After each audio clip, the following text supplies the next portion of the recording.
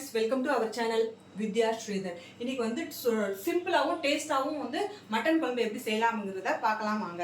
இது பாத்தீங்கன்னா இதுக்காக 1 kg வந்து மட்டன் வாங்கி நல்லா மஞ்சள் போட்டு வாஷ் பண்ணி எடுத்து வச்சிருக்கேன். அதை வந்து இப்போ வந்து நம்ம மேக்னேட் பண்ணி வச்சுக்கலாம். அதுக்கு என்னென்னா மஞ்சள் பொடி கொஞ்சம், உப்பு, மிளகாய் பொடி இதெல்லாம் போட்டு நல்லா மேக்னேட் பண்ணி வச்சுக்கலாம். அதோட 2 டேபிள் ஸ்பூன் வந்து தயிர் சேர்த்துப்போம். அப்போ தான் வந்து மட்டன் வந்து நல்லா சாஃப்டாக ஆகும், ஜூஸியாக நல்லா சாஃப்டாக இருக்கும். இப்போ இதெல்லாம் வந்து நல்லா மிக்ஸ் பண்ணி விட்டுறலாம்.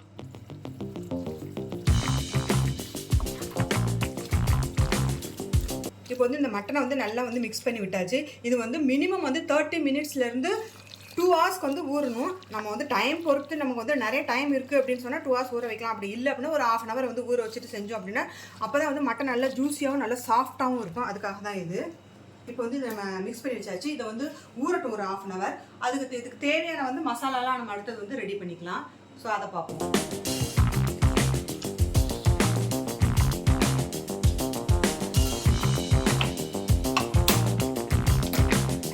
இப்போ ஸ்டவ் ஆன் பண்ணி கடாயை வச்சாச்சு. இதில் வந்து நல்லெண்ணெய் சேர்த்துக்கலாம். நல்லெண்ணெய் சேர்த்தோம்னா தான் நல்லா டேஸ்ட்டாக இருக்கும்.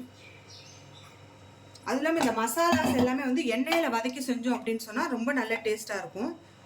நம்ம வந்து கடையில் வாங்குகிற மசாலா விட அரைச்சி வச்சுருக்க விட ஃப்ரெஷ்ஷாக வந்து அரைச்சி செஞ்சோம் அப்படின்னா ரொம்ப வாசனையாகவும் நல்லா டேஸ்ட்டாகவும் இருக்கும். அதுக்கு வந்து என்னென்ன தேவையான பொருளை எடுத்து வச்சுருக்கேன் என்னென்னு பார்க்கலாம்.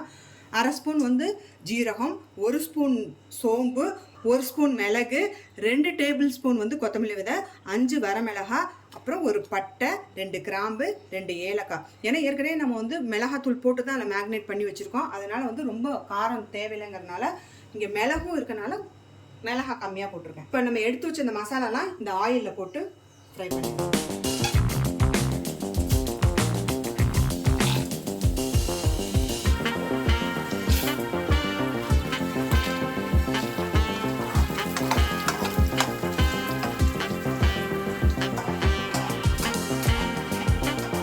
தேவையான இஞ்சி, பூண்டு,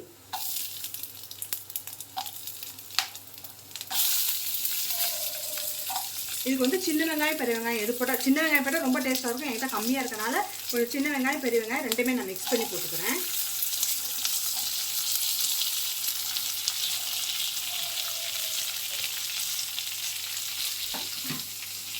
அப்புறம் மீடியம் சைஸில் 2 தக்காளி, அதையும் இதோட சேர்த்துக்கலாம்.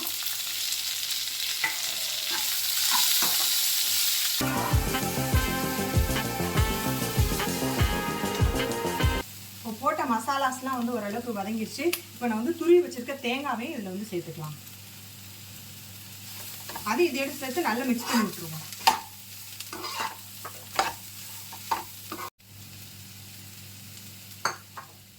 இப்போ ஸ்டவ் ஆன் பண்ணி குக்கரை வச்சாச்சு.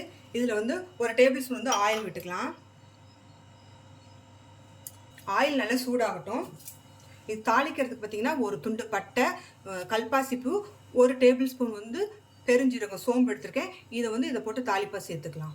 எண்ணெய் சூடாயிருச்சு. இதை போட்டு நல்லா பொரியட்டும். இப்போ நம்ம மேக்னேட் பண்ணி வச்சுருக்கேன் அந்த மட்டனையும் இதில் சேர்த்துக்கலாம்.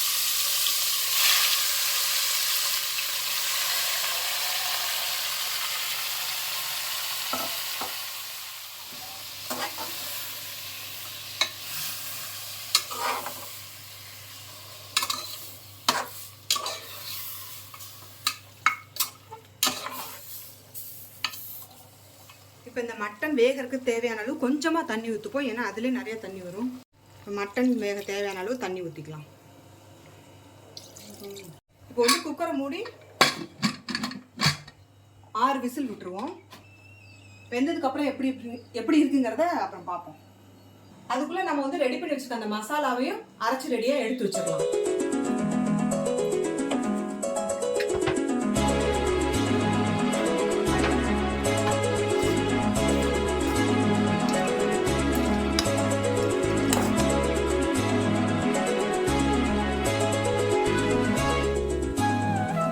இது நல்லா பேஸ்ட்டாக வரணும். கொஞ்சமாக தண்ணி ஊற்றிக்கலாம். அப்போ தான் வந்து நல்லா பேஸ்ட்டாக ஆகும் இல்லையா. அதுதான் நம்ம வதக்கி வச்ச மசாலாலாம் நல்லா ஃபைன் பேஸ்ட்டாக வந்து அரைச்சி எடுத்தாச்சு.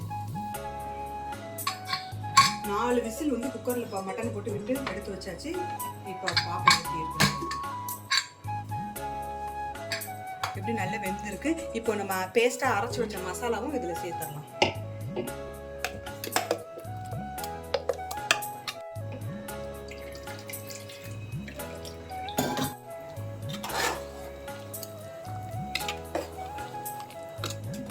இப்போ இந்த மசாலாவை கழுவி வச்சிருக்க தண்ணி இதோட சேர்த்துக்கலாம். என்னதான் வந்து குக்கரில் விசில் விட்டாலும் இது வந்து நல்ல இந்த மசாலாவோட நல்லா கொதிக்கணும். கொதிச்சு நல்லா எண்ணெய் பிரிஞ்சு வர அளவுக்கு கொதிச்சாதான் நல்லா டேஸ்ட்டாக இருக்கும். அப்புறம் நம்மளுக்கு எப்படி எந்த கன்சிஸ்டன்சி வேணுமோ அதுக்கு தகுந்த மாதிரி தண்ணி ஊற்றிக்கலாம். கொஞ்சம் தண்ணியாக வேணும்னா தண்ணி ஊற்றிக்கலாம், இல்லை அப்படின்னா கொஞ்சம் வந்து கிரேவி இதுக்கு வச்சுக்கலாம். இப்போ நான் கொஞ்சம் தண்ணியாக வேணுங்கிறதுனால கொஞ்சம் தண்ணி ஊற்றிருக்கேன். இப்போ இது வந்து நல்லா கொதிச்சு வரட்டும். அப்படி இல்லாமல் ரொம்ப கொதிக்க டைம் ஆச்சுனாலும் நீங்கள் வந்து குக்கர் வந்து மூடி 2 விசில் விட்டு எடுத்தீங்கனாலும் டக்குன்னு வந்து ரெடி ஆகிடும். இப்போ ஊற்றுன நம்ம மசாலாலாம் நல்லா கொதிக்க ஆரம்பிச்சிருச்சு பாருங்க, மேலே எண்ணெய் பிரிஞ்சு வர ஆரம்பிச்சிருச்சு. இது வந்து இப்படியே கொதிச்சிருந்தா டைம் ஆகும். இதுக்கு முன்னாடி வந்து டக்குன்னு வந்து நம்ம ஒரு விசில் விட்டு எடுத்து வச்சுப்போம். அப்போதான் மசாலாவோட பச்சை வாசனையெல்லாம் போய் நல்லா டேஸ்ட்டாக இருக்கும். மட்டன் குழம்பு வந்து எப்படி ரெடி ஆயிருக்குங்கிறத பார்ப்போம். மட்டன்லாம் நல்லா வெந்து நல்லா ரெடி ஆயிடுச்சு. இப்போ லாஸ்ட்டாக வந்து கொத்தமல்லி தூவி இறக்கி